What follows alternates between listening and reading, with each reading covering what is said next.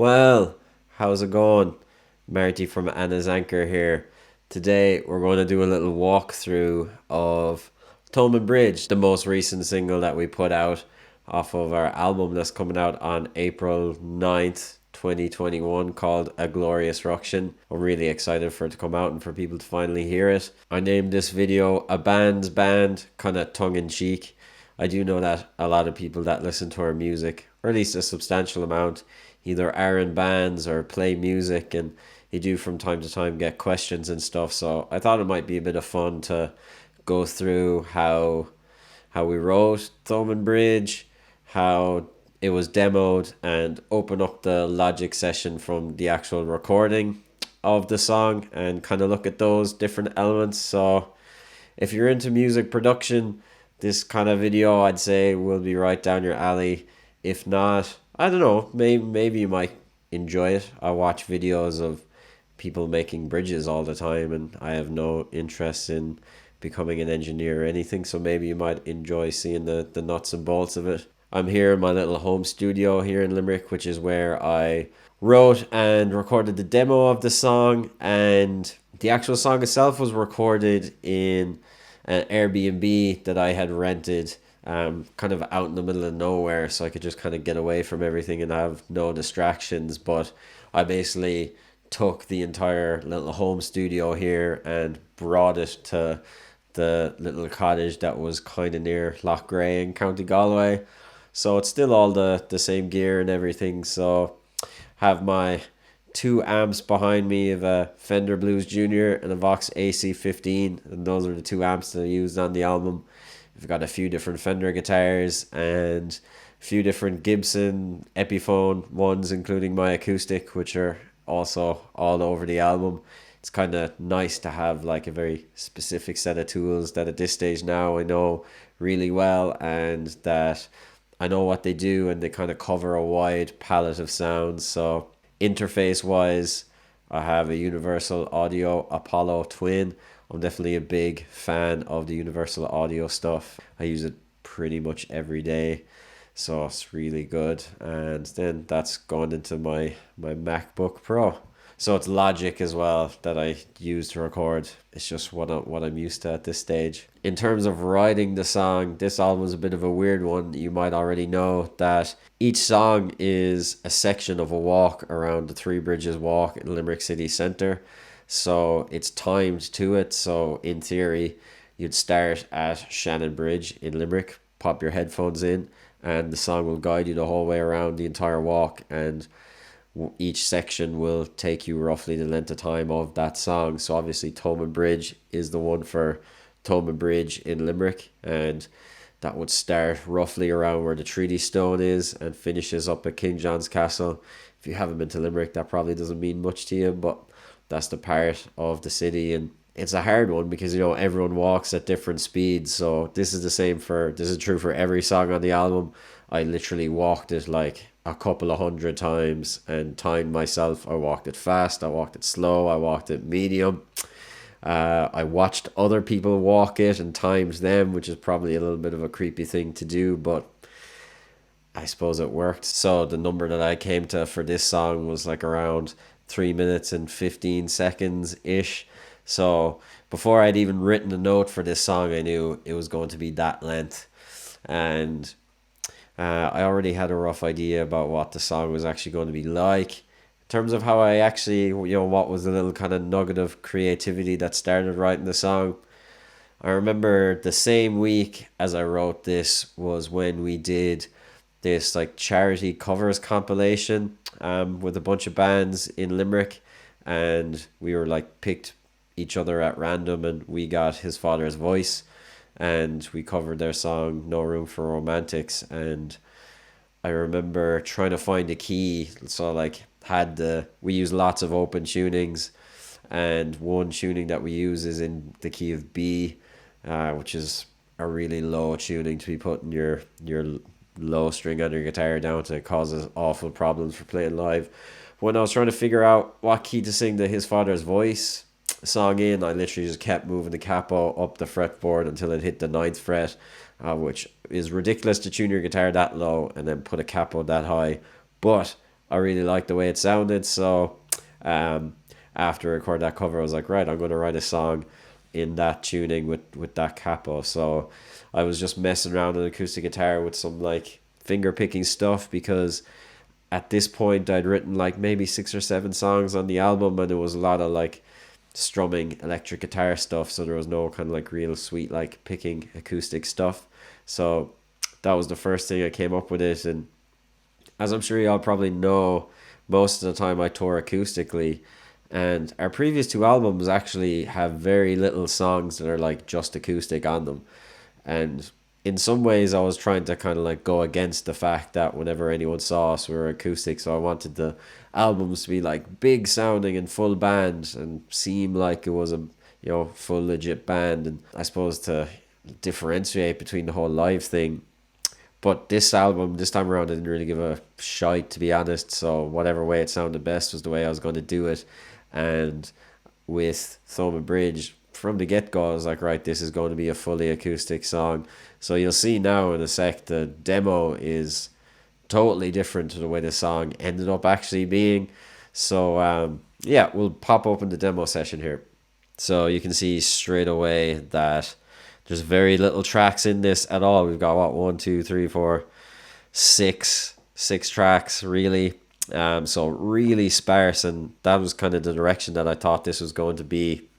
So the guitar part that I told you about already starts off like this, a little kind of finger picking thing.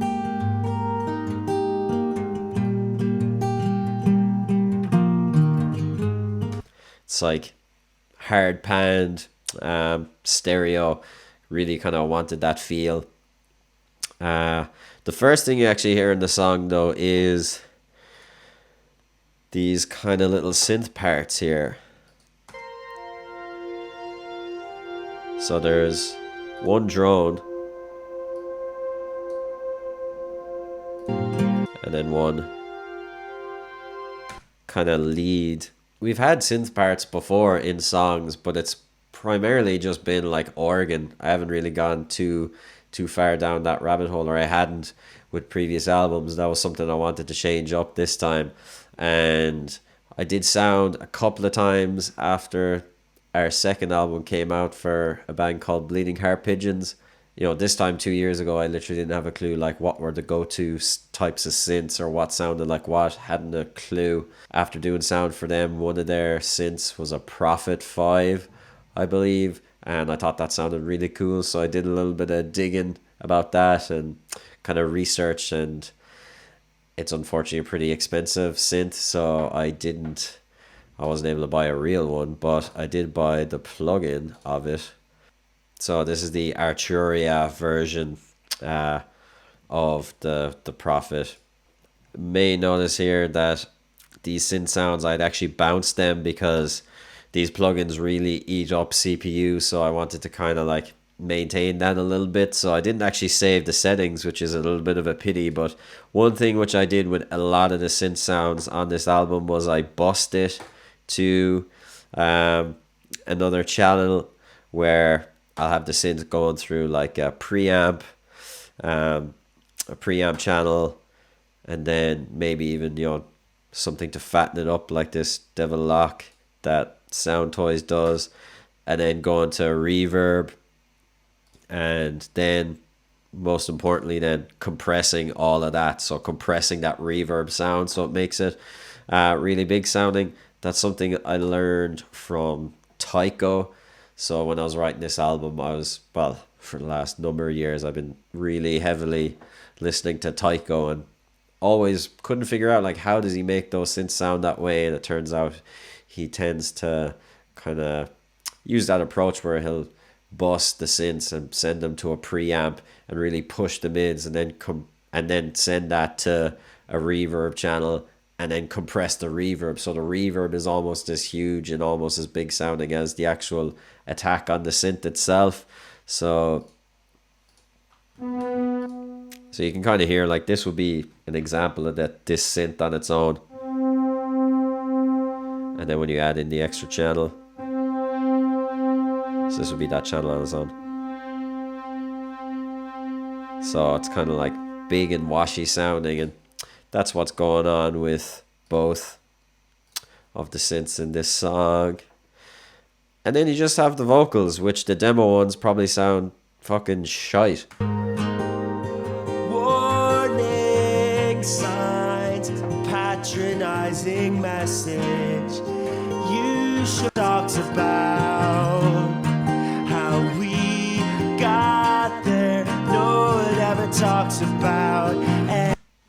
So it's pretty bare demo.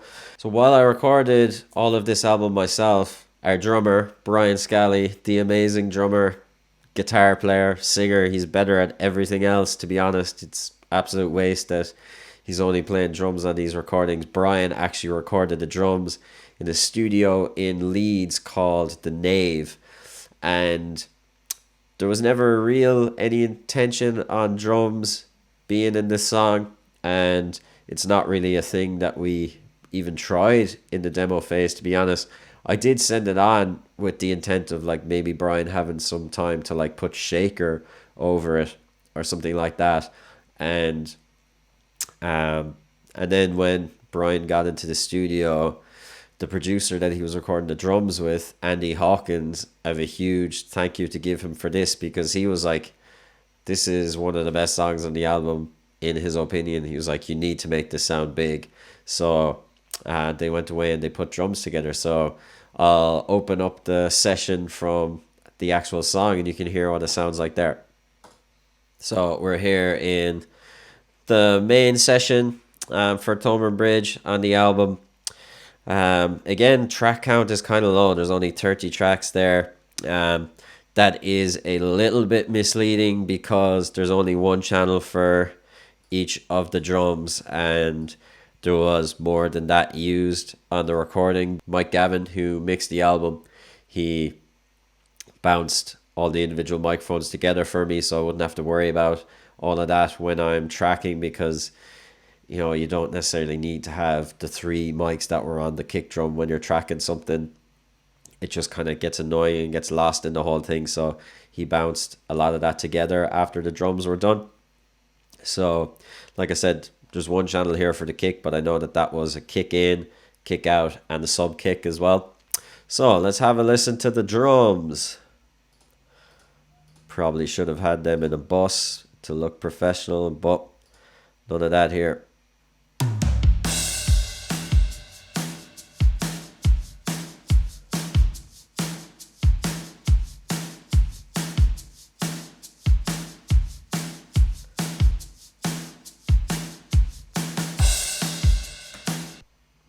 So you may be thinking, those sound quite punchy. How did they get the drums to sound that punchy? And if you listen to just the kick on its own,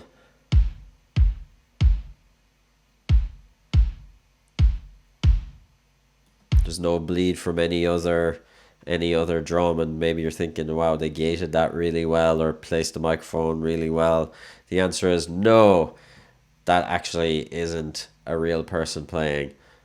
Well, that's a little bit unfair. That is Brian playing, but something pretty common when you're recording an album is when you're finished tracking drums to take a one-shot recording of each drum. So hitting the snare, kick drum, cymbals, and just in case you need to use that as a sample later on. And towards the end of the lads recording the drums, you know, there was a little bit time left, and they actually just pieced these drums together using those samples. So Brian actually didn't sit down and play them all together at once, and that was probably, I'm guessing, to save for a little bit of time. But I think ultimately it actually made the song sound better because there's, you know, total separation from the drums and they sound really punchy. And, you know, it's maybe, you could argue, slightly less natural feeling, but I think that for this type of song, that actually makes it work better.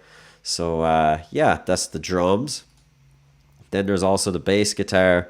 2 channels of that. There's a DI and a Sans amp. I don't think the Sans amp was actually used on this, but yeah, it's just amp sim. You can see you used the Ampeg bass sim for this.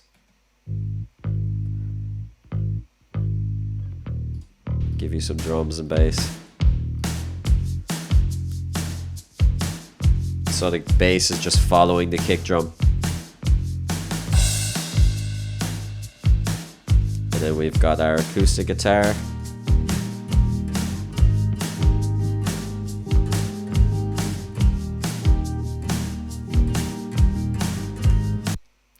For acoustic guitar on this song, I actually use the same microphone that I'm talking into right now, the Shure SM7, which is a really good mic for so many different things. I feel like most of its sales these days are probably for podcasts, because for whatever reason Joe Rogan chose to use it and every podcast has it now, but really good for acoustic guitars. And then we got on to, one other thing I added to the acoustic guitars here was these individual strums in the choruses.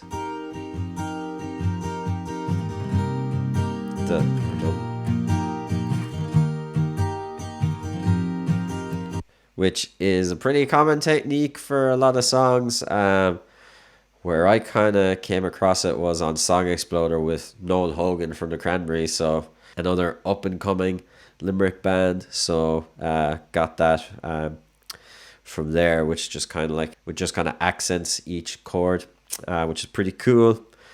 Then lead guitar. This is where it gets fun, in my opinion. So, because I didn't intend on this song having anything other than just really acoustic and those synths, I had to come up with a bit of lead guitar on the spot. And there's two guitars playing the same thing because I couldn't decide which sounded better. So there is a Gibson ES335, which I built myself. I might do another video on that, a vintage one. And then also a Rickenbacker, which I borrowed from my friend John. Thank you, John. That is an amazing guitar. And both of them are in here. They sound like this.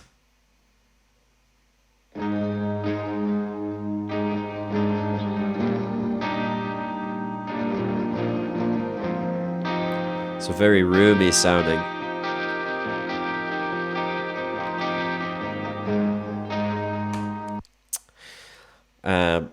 So there's two channels for each guitar because I use two microphones. So that would have been the Fender amp and just a Shure SM57, and also one of these guys, a Bear Dynamic M160.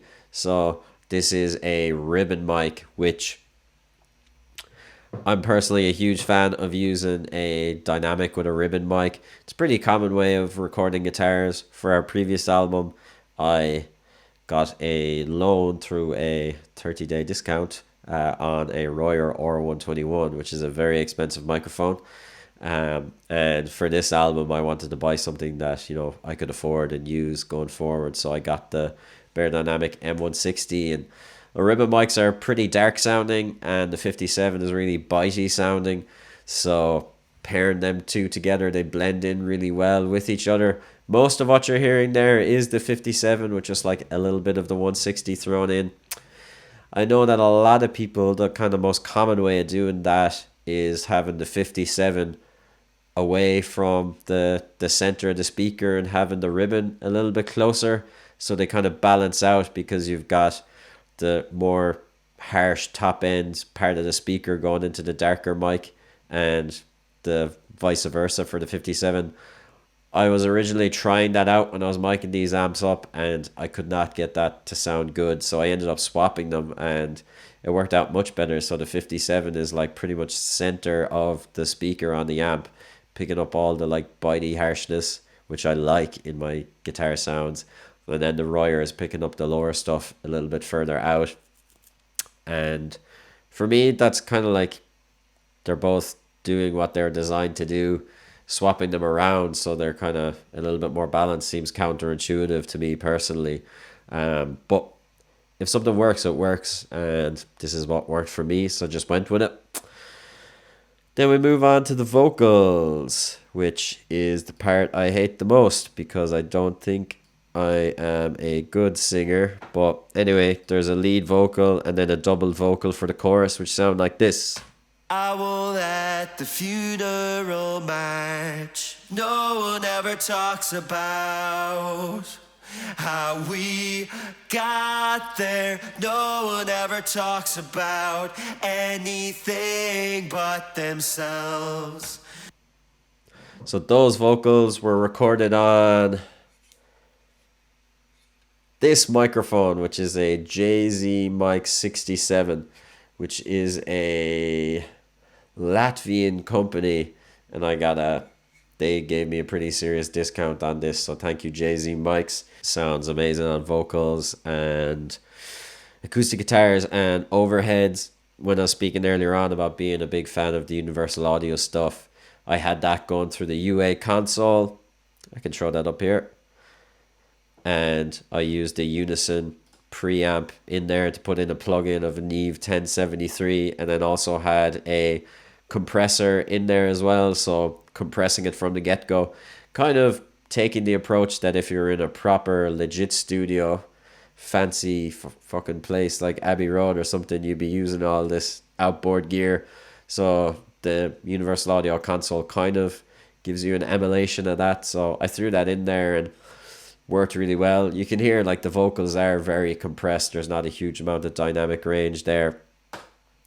Speaking about me being a bad singer, the reason why you might like the vocal sounds on this song is because of the harmonies, which were done by my friend Claire O'Brien, who sings in Randolph on the Croakers.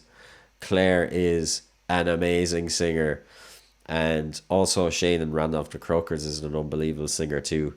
And in the early days of Anna's Anchor, I toured a lot with them. They brought me out to support them, which I am forever grateful for. And the last tour we did together, which was a good few years ago, I actually did sound for them for a lot of the gigs, and like their harmonies, they just have this amazing ability of harmonizing with each other, and it's pitch perfect every single time. And every time sound check, I was blown away by it. So Clara sang on a bunch of stuff that I've done, the last album and this album. This song has our harmonies on it. There are 2 harmonies in there. So this is the first one. There's a high and a low one. No one ever talks about how we got there. No. And then here's the other one. No one ever talks about how we got there. No one ever talks about anything but themselves. Put them together. No one ever talks about how we got there. No one ever talks about anything Then but all the vocals. themselves. Match. No one ever talks about how we got there. No one ever talks about anything but themselves. Sounds like a majestic choir. Pretty stoked on those. And I think that's pretty much it. The synths that are in there are the same ones from the demo. I literally just dropped them straight in, which is one really nice thing about, demoing something properly, is that, you can use some of that stuff then in the final version, which, was a huge time saver. And there's a lot of stuff from the demos from this album that ended up in the actual thing, especially with the synths.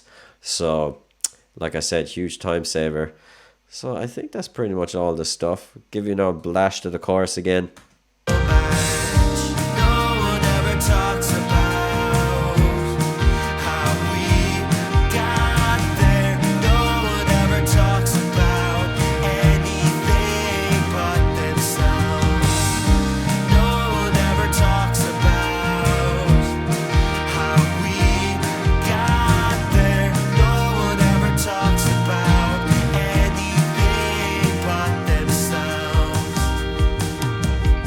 So yeah, there you have it. That's Thomond Bridge. I was really stoked with how the whole thing came out.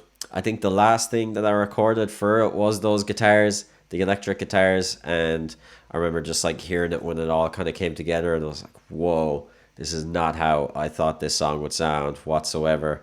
So I was also just like, couldn't believe that a song of my own, and a song that me and Brian worked on together that came out sounding like so poppy like this one did.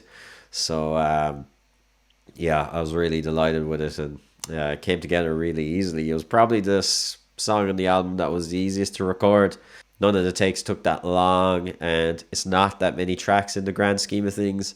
Like you said, like 30 or 40 tracks, which sounds like a lot, but in the grand scheme of audio production, it's actually not really.